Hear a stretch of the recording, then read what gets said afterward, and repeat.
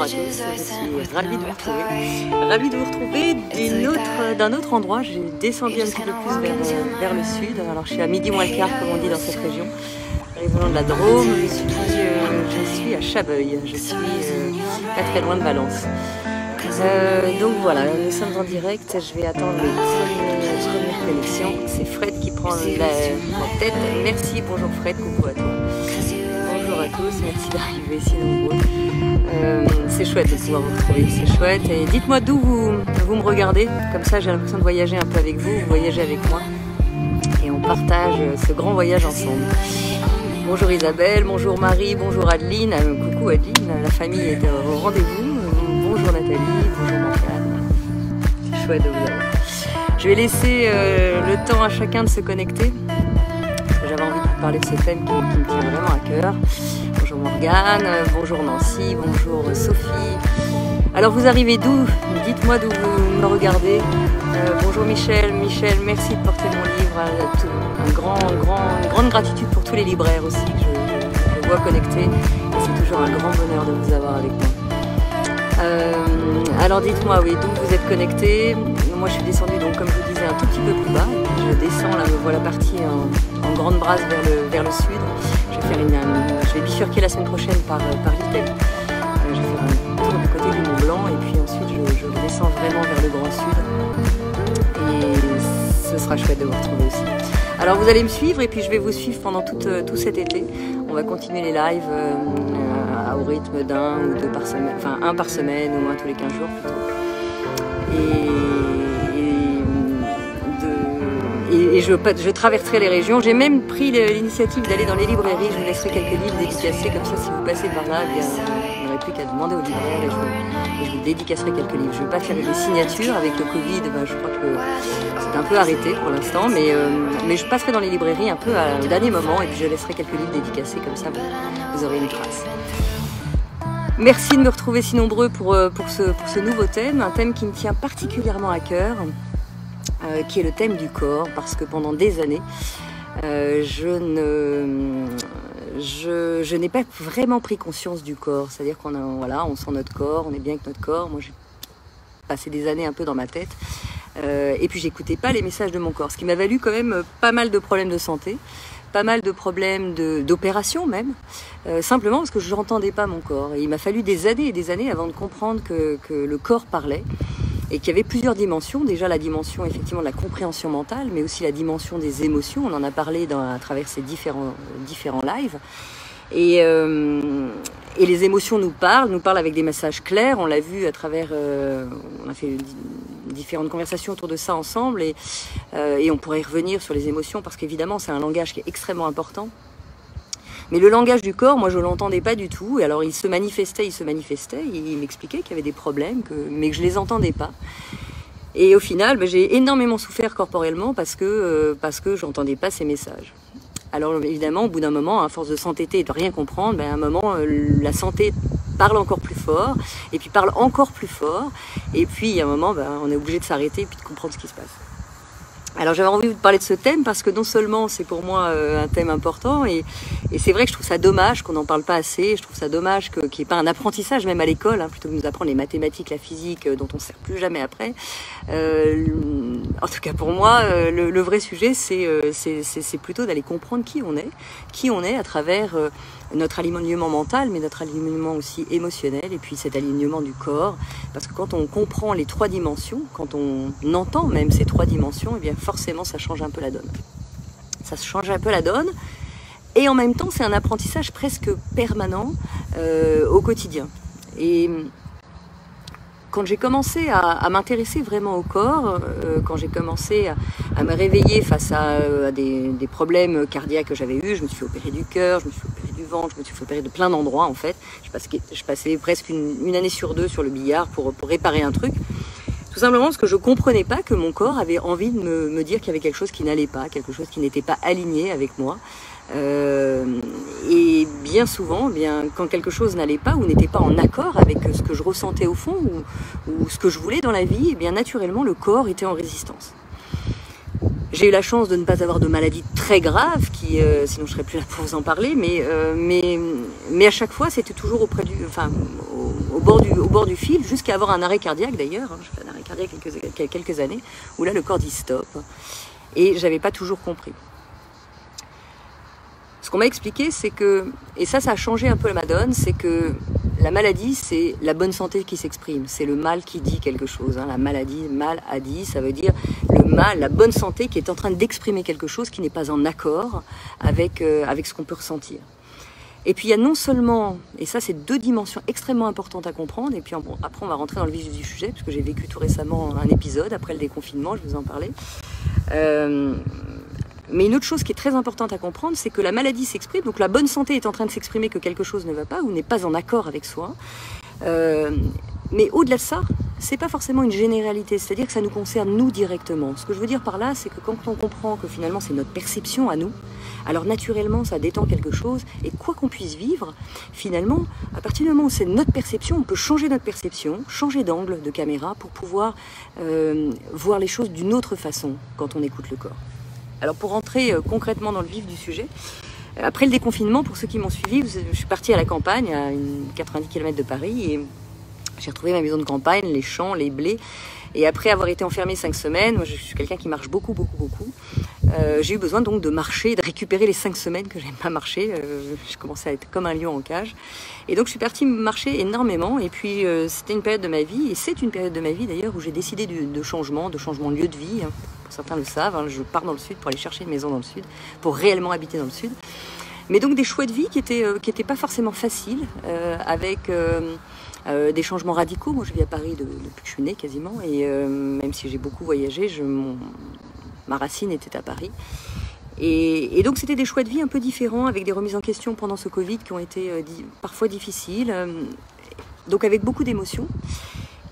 Et là encore, quand il y a beaucoup d'émotions, j'ai tendance à me fermer et puis ne plus écouter mon corps. Même s'il parle, j'ai tendance à ne pas avoir le réflexe de l'écouter. Ça me demande un temps de pause, un temps de scan. On verra après comment j'ai appris petit à petit, en tout cas les clés qui peuvent me servir un petit peu à voir les choses autrement. Et puis à réapprendre avec le corps. Peut-être que ça pourra vous aider, vous me direz, vous avez peut-être d'autres clés aussi, n'hésitez pas à partager aussi vos expériences en commentaire, comme ça on peut échanger, puis chacun peut en profiter.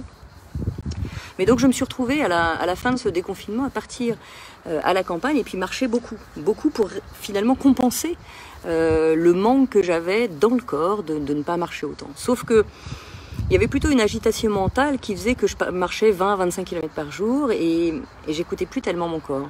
Et puis, quelques semaines après ce déconfinement, j'ai commencé à avoir une énorme douleur dans le tendon droit de la cheville. J'ai jamais eu mal au tendon, donc je me suis dit je marche trop. Dans ces cas-là, je ne vais pas chercher beaucoup plus loin que ça. Je marche trop et donc le corps est en train de s'exprimer que sans doute que je marche un peu trop et je vais ralentir. Sauf que vraiment, je ne pouvais plus poser le pied par terre. Je me suis un petit peu inquiétée. Puis, je me suis reposée un peu. Puis j'ai pris des décisions dans ma vie, pas forcément avec une grande flexibilité, avec un peu de raideur un peu.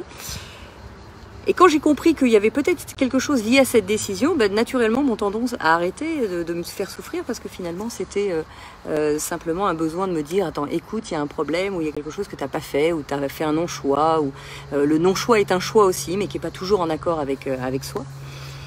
Et puis c'est reparti, donc le lendemain je me suis mis à marcher naturellement, et puis finalement je sentais que quelque chose n'était pas complètement résolu et ça l'a pas loupé. La semaine d'après, sur une décision un peu radicale, je me suis fait une entorse de l'autre cheville. Donc là ça faisait beaucoup pour ne plus rien entendre. Donc là je sors à peine de cette entorse. Mais effectivement une semaine après je me suis fait une entorse. Donc les deux chevilles immobilisées presque, là j'ai pas eu le choix que de m'arrêter. Et puis d'essayer de comprendre surtout. Parce que c'était pas quelque chose de grave, j'avais pas de déchirure de ligaments, j'avais pas besoin de plâtrer, j'avais pas besoin de partir encore une fois sur le bloc opératoire. J'avais juste besoin de me poser et je crois que mon corps était juste en train de me dire stop, il y a un problème et t'es pas aligné avec ça. Alors j'ai commencé à me renseigner un peu, j'ai des amis qui m'ont aidé, merci Perrine, je sais que tu me regardes souvent aussi, j'ai une amie au Liban qui m'aide beaucoup, avec qui je peux discuter aussi. Et qui m'expliquait que les chevilles... c'est comme des ressorts et mieux que des ressorts d'ailleurs, c'est la flexibilité, c'est sur les chevilles qu'on peut sauter, danser, changer de direction, c'est grâce aux chevilles qu'on peut faire tout ça. Quand on se fait une entorse, ça crée immédiatement un œdème et l'œdème fait qu'on a mal. Donc ces chevilles qui me servaient à changer de direction, eh bien quelque part, elles avaient du mal à trouver la bonne direction parce que mon cœur allait dans un sens, et puis ma tête allait dans un autre sens, et puis au final, tout était tiraillé, mon corps savait plus où aller, et puis ça a vrillé, et c'est ce qui m'a donné ce besoin de pause. Et à ce moment-là, ce qui est assez extraordinaire, c'est qu'à ce moment-là, à partir du moment où vous réalignez vos pensées, vos peurs, vous comprenez vos peurs, vous essayez de comprendre votre corps et à quoi sert cette douleur dans le corps, et bien naturellement, on voit bien que là, on peut plus se mentir. Et qu'il peut se passer quelque chose dans le corps qui nous permet, grâce à ces signaux, et parfois grâce à ces souffrances, mais j'allais dire, la souffrance est d'autant plus forte qu'on ne l'écoute pas. Encore une fois, c'est presque comme les émotions, enfin c'est même pas presque, c'est comme les émotions, on les a vues les fois précédentes, qui est que il y a comme une alarme qui se met à hurler, hurler, hurler jusqu'au moment où vous l'écoutez, et à la seconde où vous l'écoutez, l'alarme s'éteint, parce que finalement c'est simplement une alerte pour nous avertir que quelque chose ne va pas. Et si on l'écoute, à cette seconde-là, je dis pas que c'est confortable, parce que je vous garantis que moi qui voulais marcher et continuer à marcher 25 km par jour, quand je me suis retrouvée sur un transat à ne plus pouvoir bouger, parce que les chevilles, c'est quand même compliqué de marcher avec une cheville. Un poignet, on s'en sort encore, une cheville, c'est compliqué. Et bien là, je me suis retrouvée complètement alitée, obligée de me poser et puis de réfléchir à ce qui se passait et puis de ressentir ce qui se passait. Et de me rendre compte que voilà, la direction que je prenais de façon raisonnée n'était peut-être pas celle que mon cœur voulait prendre. Et j'étais en force dans ce tiraillement. Quand j'ai compris que les chevilles servaient effectivement à ce changement de direction et d'accepter cette flexibilité, la flexibilité aussi de ne pas toujours savoir, ce qui m'attendait, ou de pas toujours savoir, de pas avoir de certitude sur ce qui arrivait, le simple fait de simplement lâcher et d'être un tout petit peu plus flexible me permettait à nouveau cette flexibilité, ce bien-être finalement, parce que la grande difficulté que je pouvais avoir, c'est d'avoir besoin de certitude, d'avoir besoin de me poser sur des choses que je connais. Et là, non, le fait d'être en lâcher prise, de se dire je sais pas ce que va être demain, et ça n'a pas d'importance. J'ai juste envie d'aller vers ça. J'ai envie de continuer cette mission, d'aller vers les autres, de continuer à trouver des projets. Une nouvelle connexion avec vous. J'ai dû changer d'endroit parce que je pense que c'est ma connexion internet. C'est les aléas du direct, les aléas du direct à la sauvage, n'importe où. Alors je ne sais pas si vous me voyez, je tente une nouvelle connexion. J'essaie d'avoir les premiers commentaires avant de continuer. Je vois que ça se reconnecte. Je suis vraiment désolée pour ça. Je ne sais pas. J'ai pas beaucoup progressé avec la technique, je dois avouer. Et en plus, à chaque fois que je change d'endroit, c'est toujours un peu compliqué. Je vous laisse vous reconnecter pour ceux qui sont encore là, qui n'ont pas abandonné. Et puis, de toute façon, je ferai un petit montage. Je fais un petit montage entre les deux vidéos, comme ça, on aura tout d'affilée. Vous pouvez d'ailleurs retrouver, souvent on me demande, toutes les vidéos sur mon site internet www.kmz, kilomètre 0, kmz.fr, www.kmz.fr. Il y a un onglet live et vous pourrez retrouver, toutes les vidéos. Donc j'en étais qu'effectivement, cette tendinite et puis cette entorse derrière m'a appris beaucoup de choses sur moi déjà, sur le fait qu'effectivement, dès que vient une contraction ou dès que vient un problème dans la vie, eh bien, j'ai tendance à me refermer, à repartir en mental, dans la réflexion, dans un tas d'hypothèses, et puis finalement, plutôt que d'écouter ce qu'il y a dans mon cœur ou ce qu'il y a dans mon corps, parce que mon corps est en train de me parler. Puis après, une fois que je suis là, je prends des décisions qui ne sont pas toujours alignées avec le reste. Et du coup, naturellement, et ça devient un petit peu compliqué parce que le corps se manifeste. Donc pour résumer, le vrai sujet du corps, c'est comme les émotions, d'apprendre à simplement écouter que quelque chose n'est pas complètement en phase avec soi, complètement en phase avec ce qu'on peut ressentir. Et comme une alerte, le corps est en train de nous dire « Oups, problème, alerte rouge, tu es en train de faire quelque chose qui n'est pas en accord avec moi et en fait pas en accord complètement avec toi. » Donc essaye simplement de te poser.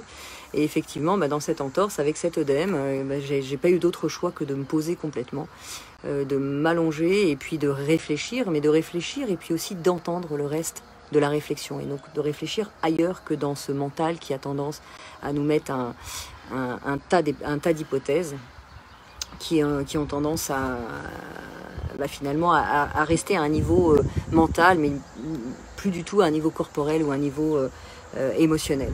Et quand bien j'ai pu réaligner ces trois centres, c'est-à-dire la tête qui me disait un certain nombre de choses, qui me raisonnait vers un certain nombre de choses, quand j'ai pu réaligner ça avec le cœur qui me disait autre chose, et bien naturellement le corps s'est à lui-même aligné et arrêté d'être tiraillé. Et j'ai pu remarcher normalement, et je remarche normalement depuis quelque temps. Alors oui, si je vous parle de cette expérience, et je sais que vous aussi, vous en vivez tous les jours, puisque le corps nous parle tous les jours, encore une fois, quand le corps nous parle, quand on a une souffrance dans le corps, c'est que la bonne santé est en train de s'exprimer.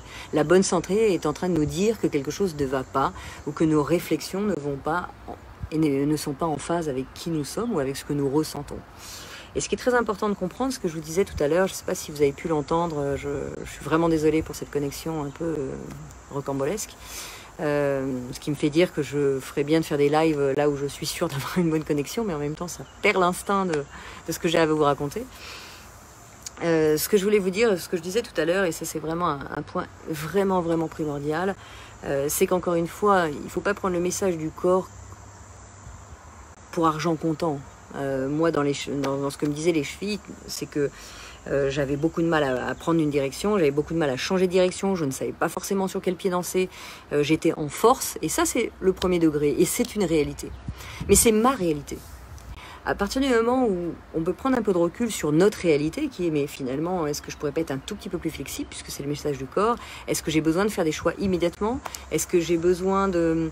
est-ce que je peux, dans un premier temps, moi, dans un premier temps, je me suis dit, j'ai des peurs, donc je vais accepter ces peurs de changement, ces peurs de changement de direction, de changement de lieu, de changement de différents changements. Je peux aussi, dans un premier temps, accepter simplement ces peurs. Et c'est pas grave que je ne sache pas vraiment ce qui arrive. Là où j'ai tendance à vivre avec des certitudes, avec des moments d'anticipation, bien là j'avais juste la possibilité de me dire peut-être qu'il faut pas anticiper, il faut pas savoir, il faut juste laisser venir. Et à partir du moment où on est dans le flux de la vie, et ben forcément il se passe des choses complètement différentes, et puis tout arrive à nous, surtout quand ces trois centres-là sont vraiment alignés. C'est-à-dire que mon mental a lâché de raisonner. Mon cœur, je l'ai écouté un peu. J'ai écouté aussi mes émotions, mes peurs, ma potentielle tristesse, ces différentes émotions qui avaient aussi leur message. Et naturellement, le corps ne se sent plus tiraillé entre le mental et les émotions. Et hop, ça peut lâcher. Et le corps arrête de nous alerter, arrête d'hurler que quelque chose ne va pas. Puisque là, à ce moment-là, tout se réaligne. Ce que je tire de ces moments avec le corps, et ça a été vrai tout au long de mon parcours, tout au long de ma vie, c'est que rien n'est figé, tout se transforme. Et que ce qui peut nous arriver à un moment, même si c'est pas toujours facile, même si c'est pas toujours confortable, eh bien, quoi qu'il se passe, il y a quelque chose de plus grand qui est là, qui nous aime, moi je me dis toujours, quoi qu'il arrive, d'ailleurs quand je me suis fait cette entorse là, il y a 3 semaines, j'ai commencé par en rire parce que c'était tellement gros finalement, c'était tellement gros, mon corps avait, enfin c'est pas très drôle, hein, je reconnais surtout que j'avais assez mal, mais je me suis dit mais Maud, tu n'entends rien là, tu t'entêtes alors que j'avais commencé par une tendinite à l'autre cheville, donc le fait de s'entêter, le fait de eh bien nous bloque, alors que là ça s'en était drôle parce que finalement à la seconde où on met de l'attention, et ça je pense que c'est la première clé, c'est à partir du moment où on met de la conscience sur « Ok, c'est pas confortable, j'ai été un peu loin dans la non-écoute », et bien naturellement, dans la non-écoute, arrive quelque chose qui nous permet d'avancer, qui nous permet d'aller un peu plus loin. Donc dès qu'on écoute, première chose qu'on peut garder en tête, c'est tout se crée, tout se transforme. Et quoi qu'il arrive, on passe d'un endroit où on ne savait pas à un endroit où on peut comprendre. Donc première clé, sachez bien que quoi qu'il nous arrive, même si c'est pas confortable, ça peut nous aider à grandir. La deuxième clé face à ces événements, moi ce qui m'aide beaucoup, c'est de prendre un temps, de respirer. Vous savez bien à quel point respire, d'ailleurs tout le corps est un des thèmes de respire. On me dit souvent que je parle beaucoup de kilomètre zéro et pas assez de respire, mais on viendra évidemment à tous les thèmes de respire. J'ai essayé d'y aller à peu près dans l'ordre, mais évidemment que le corps, j'en parle beaucoup dans Respire, le plan est toujours parfait, parce que quoi qu'il nous arrive, prendre un temps pour se poser et respirer, c'est le temps nécessaire pour écouter ce que notre corps a à nous dire. c'est plus simple pour moi de réfléchir par des hypothèses, par le mental, mais la réalité c'est que dès qu'on prend un temps pour se poser, dès qu'on prend un temps pour écouter, alors naturellement tous les messages arrivent très simplement. Donc deuxième clé, c'est se poser et prendre un temps pour ressentir, pour scanner notre corps. C'est assez simple d'ailleurs avec le corps, on sent si on a de l'énergie, sans même attendre l'accident comme une entorse ou une maladie, on peut sentir chaque jour quand on se réveille le matin par exemple, est-ce que j'ai de l'énergie, est-ce que je me sens fatiguée, au contraire je suis excitée, ou je suis à plat, ou ça me motive pas. Le corps réagit, donc rien qu'en écoutant notre fatigue, en écoutant nos tensions, en écoutant, ça nécessite très peu de temps finalement pour scanner notre corps et sentir où il y a des tensions, où il y a un manque d'énergie. Et ça, n'importe qui peut le faire. Si tant est qu'on se pose quelques secondes. Pas besoin d'apprendre des techniques pas possibles, juste se poser, fermer les yeux et sentir son corps. Hop, j'ai des tensions dans les épaules, je peux en parler. Tiens, je me sens au contraire le ventre complètement détendu, c'est que ça va bien, etc. Donc on peut très vite scanner notre corps. Deuxième clé, c'est prendre un temps, prendre du recul, respirer pour ça. Moi, ce qui m'aide aussi beaucoup, c'est la troisième clé que j'avais envie de partager avec vous, c'est de le repositionner à l'échelle d'une vie. Quand ça nous arrive, moi je pestais, j'étais même en colère de ce qui arrivait parce que j'avais envie de marcher, j'avais envie de me défouler, j'avais été confinée comme tous. Et là, je pouvais marcher à nouveau et non, entorse. Donc je me retrouve sur un transat, obligée d'être allongée. Et ça me mettait en colère, je trouvais ça injuste en fait. Et ce qui m'aide beaucoup dans ces cas-là, c'est de remettre ça à l'échelle, une échelle plus large de vie, et de se rendre compte que quand on met tout ça en perspective d'une vie, c'est pas très grave, parce que c'est quelques jours, même si sur l'instant c'est pas confortable, c'est quelques jours qui vont me permettre aussi d'apprendre quelque chose pour toujours. Et à l'échelle d'une vie, d'être immobilisé une semaine, c'est pas très grave. Sur l'instant, c'est vraiment énervant, mais à l'échelle d'une vie, c'est pas forcément très grave. Donc la troisième clé, c'est de prendre assez de recul pour ne pas rester. Parce que plus on met de colère sur ce qui se passe, plus on est en résistance sur ce qui se passe, et plus ça devient douloureux. Tout comme avant le problème ou avant l'accident. Le plus on est en résistance sur notre tête qui veut quelque chose, ou qui est raisonnée par quelque chose, le cœur qui veut autre chose, eh bien cette distorsion nous fait énormément souffrir. Accepter qu'on ne sait pas, accepter que c'est compliqué sur l'instant, c'est pas grave. Le simple fait de prendre un peu de distance nous aide beaucoup. La quatrième clé aussi, c'est que, et ça c'est vrai pour beaucoup de sujets, c'est que quoi qu'il nous arrive, on peut en grandir. On peut grandir et pourquoi pas même inspirer. La preuve, c'est que peut-être que cet exemple, qui est mon exemple de vie, vous avez dû en vivre des centaines d'exemples comme ça. Et si vous vous posez, peut-être que vous arriverez aussi, et je suis sûre que c'est déjà le cas, vous avez dû inspirer 1000 personnes autour de sujets que vous avez pu vivre, vous. Le fait d'en parler, le fait d'avoir dépassé aussi ces problèmes, le fait d'avoir dépassé ses douleurs, ses résistances, bien le simple fait d'en parler, ça permet de faire grandir les autres et puis de grandir évidemment soi-même. Mais voilà, tout ce qui nous arrive, on peut le transformer pour grandir et inspirer. Moi, j'attache beaucoup d'importance à ça parce que je trouve que immédiatement, ça me permet d'avoir un sens à ce qui m'arrive. Donc, quand il m'arrive un accident ou quelque chose comme ça, ou un problème de maladie, eh bien, même si encore une fois, c'est pas confortable, le simple fait de me poser un peu et puis de me dire que peut-être que ça va me faire grandir et peut-être que ça va faire grandir les autres, ça donne tout de suite un sens. Donc, encore une fois, ce qui nous arrive n'est jamais ridicule, ce qui nous arrive est jamais pas de chance, ce qui nous arrive nous permet de grandir et peut-être d'inspirer les autres. Donc partagez le plus possible ce qui vous arrive, et n'ayez jamais honte de ce qui vous arrive. On a le droit de ne pas être au bon endroit, on a le droit de ne pas savoir faire de choix, on a le droit de ne pas entendre nos émotions, de ne pas entendre notre corps, de ne pas entendre notre tête. On fait comme on peut. Et si on fait un tout petit peu mieux à chaque fois, on souffre un tout petit peu moins. Mais il n'y a pas à juger tout ça. Donc partagez au maximum et puis inspirez les autres de qui vous êtes, de ce qui vous arrive, de ce que vous avez dépassé. Quand je parle, je suis une amie, vous le savez, à travers Kilomètre Zéro, d'un cancer du sein. Et je parlais avec des oncologues et puis avec d'autres malades, et puis des malades qui ont passé cette maladie. Et un cancer, c'est pas une entorse, c'est une grosse entorse de la vie. Mais voilà, il y en a beaucoup qui sont sortis et qui ont fait grandir d'autres, qui ont grandi eux-mêmes et qui ont fait grandir les autres. Donc je trouve ça fabuleux de pouvoir partager ces expériences, parce que peu importe d'où ça vient, à un moment, bah, si on n'accepte pas, eh bien on est en résistance et on bloque et on est force contre force plutôt que de lâcher à un moment et puis de laisser le flux évoluer. Et enfin, la cinquième clé que j'ai envie de partager, elle n'est pas toujours facile et je vous garantis que quand ça m'est arrivé il y a 3 semaines, cette entorse, j'avais beaucoup de mal à l'appliquer, mais c'est la gratitude pour tout ce qui arrive. Parce que comme je vous le disais, c'est souvent que je dis maintenant à la vie, parce que je crois que le plan est toujours parfait, je ne sais pas encore pourquoi je vais dire merci, j'ai beaucoup de mal à avoir de la gratitude, mais la réalité c'est que je dis merci parce que je sais qu'un jour, je comprendrai pourquoi ça m'est arrivé. Et puis sur des petites choses comme ça, comme ce que j'ai vécu, bien finalement très vite j'ai compris pourquoi ça m'est arrivé. Et aujourd'hui, c'est avec une immense gratitude, puisque j'ai pu faire des choix de vie en phase avec qui j'étais.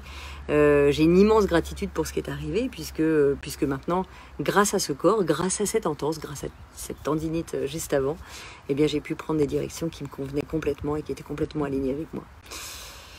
Voilà pourquoi j'avais envie de partager ce moment avec vous de live. Je crois que toute épreuve nous permet des prises de conscience qui sont à un autre degré. Et à chaque fois, c'est un millimètre d'avancée. Ce millimètre d'avancée permet vraiment de se sentir beaucoup mieux. Donc je ne peux que vous encourager à prendre le temps d'écouter votre corps, prendre le temps de ne pas être en ennemi.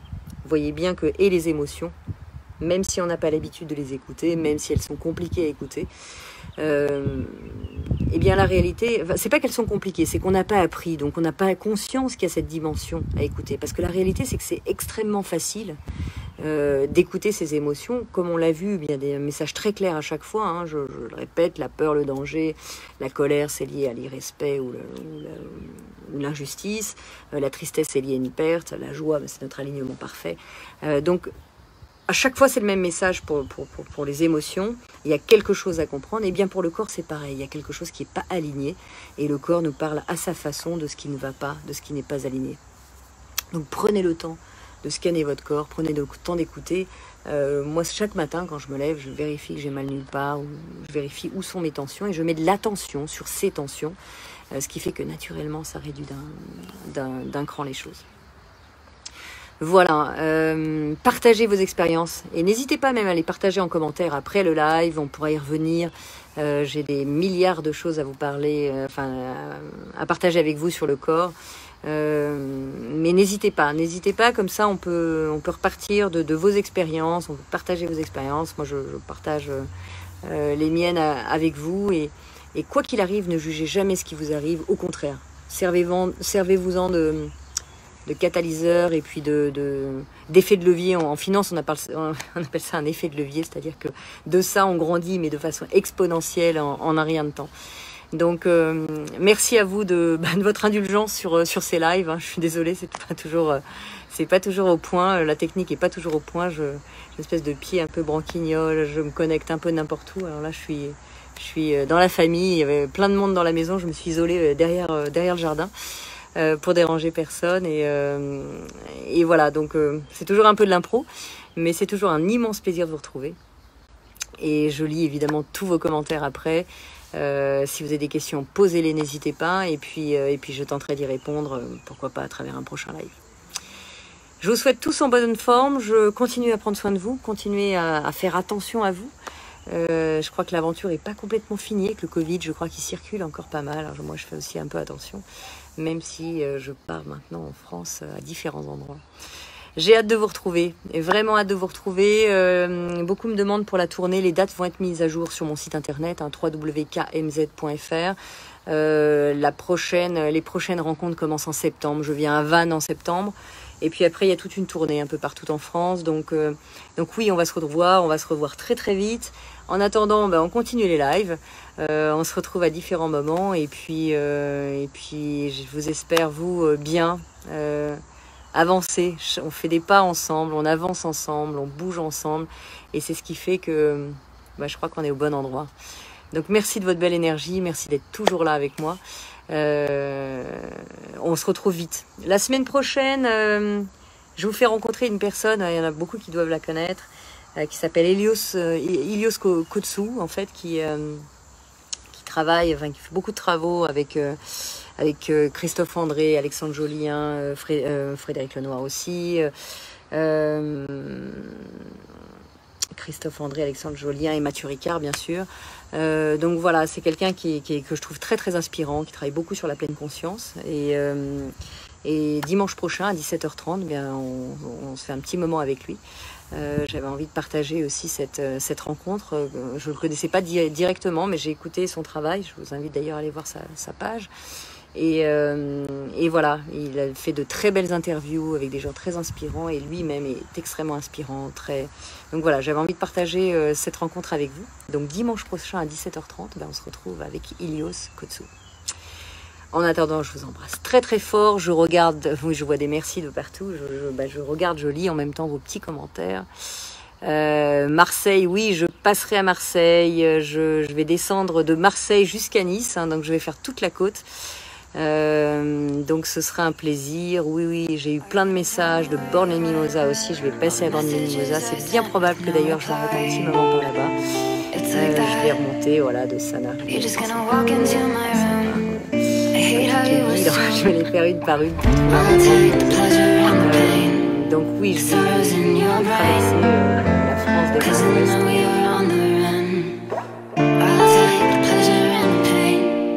Secrets to my grave.